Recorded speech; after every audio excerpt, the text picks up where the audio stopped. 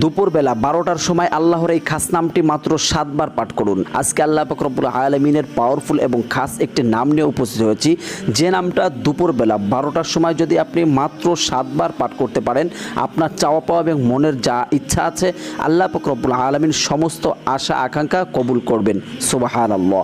তো এই নামটি পড়ার পূর্বে আপনি ভালো করে ওযু করে নিতে হবে, তারপরে আপনি দুরূদ পাঠ করবেন। যে কোনো দুরূদ পাঠ করতে পারেন, এই দুরূদটা সবচেয়ে ছোট, সাল্লাল্লাহু আলাইহি সাল্লাম, এই দুরূদটা পাঠ করতে পারেন। 3 বার দুরূদ পাঠ করবেন, তারপরে আল্লাহর ওই গুণবাচক নামটি মাত্র 7 বার পাঠ করবেন, তারপরে আবার দুরূদ পাঠ করবেন 3 বার, তারপরে আল্লাহর কাছে দোয়া করুন, দেখবেন সঙ্গে সঙ্গে আপনার চাওয়া পাওয়া এবং আশা আকাঙ্ক্ষা কবুল হবে।